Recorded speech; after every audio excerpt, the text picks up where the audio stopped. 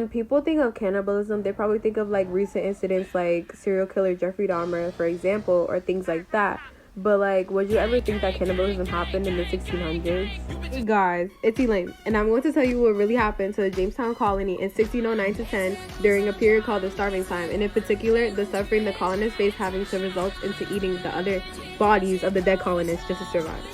Alright guys, as you guys already may know about the Jamestown colony and their history, you might not know that during an era called the Starving Time, which was a time period where the colony went through food shortage, fractured leadership, and also having a couple of Powhatan Indians killing 2 to 3 colonists from every colony. So y'all can already tell like they were suffering during that time. Alright, did you guys know that the president of the colony, George Percy, wrote a book in 1624 about the experience of the starving era, and he tried to convince the public, because the public heard about their story and how they had to result into cannibalism just so they could survive, and he tried to basically convince the public that he had no involvement in the colonist suffrage, which he did because he's the president, and as a president he's supposed to,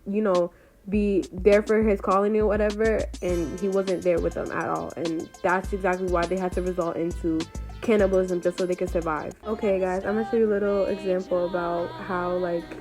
the colonists weren't taken care of properly and how the president was not a good president at all. We have literally eaten up all of our horses and dogs, so we're gonna dig up all the dead bodies of the other colonists just so we can survive and eat them. That's literally disgusting, but knock yourself out. Alright guys, so basically the next time you think of the starving time of 1609 to 10, remember how bad the colonists were suffering because of the lack of food that they had, their food shortage, and how they had to resort into eating the dead bodies of the other colonists that didn't make it through the era. And the fractured leadership, which basically how horrible the president was towards them and how they weren't taken care of properly, and the struggles the colonists had to go through just so they can be able to survive in a place where they want, their colony basically.